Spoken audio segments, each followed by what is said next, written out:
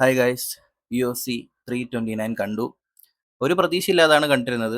എനിക്ക് കോർണർ തോക്കും എന്നുള്ള കാര്യം നേരത്തെ അറിയായിരുന്നു. ഞാൻ ഓൾറെഡി പ്രഡിക്ഷൻ വീഡിയോയിൽ പറഞ്ഞതാണ് കോർണർ തോൽക്കും എന്നുള്ള കാര്യം. അതെങ്ങനെയാണെന്ന് കാണാൻ വേണ്ടിയിട്ടായിരുന്നു കണ്ടത്.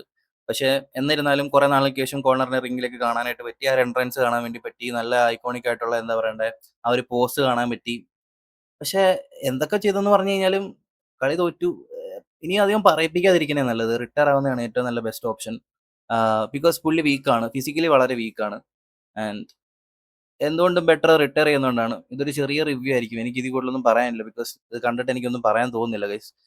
എനിക്ക് വലിയ പ്രതീക്ഷയൊന്നും ഇല്ലായിരുന്നു. എന്നാൽ കൂടി ഇങ്ങനെ ഒരു തോൽവി, അത് ഇത്ര ആളുകളൊക്കെ, അതാണ് ഒരു വിഷമം. പിന്നെ മെയിൻ ഇവന്റിനെ പറ്റി പറയണ്ടല്ലോ, അടിപൊളിയായിരുന്നു. എനിക്ക് വളരെ ഇഷ്ടപ്പെട്ടു. So I am really happy about that thing. പക്ഷേ മെയിൻ ഇവന്റിന്റെ കാര്യത്തിൽ ഞാൻ ഒട്ടും ഹാപ്പി അല്ല. And as A corner fan എനിക്ക് വളരെയധികം വിഷമമുണ്ട് ഇങ്ങനെ ഒരു സിറ്റുവേഷനിൽ കോർണർ മെഗ്രിഗറിനെ കാണുന്നതിൽ.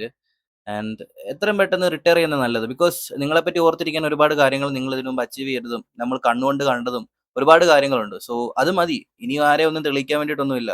കഴിഞ്ഞു. So that's it guys. Thank you so much.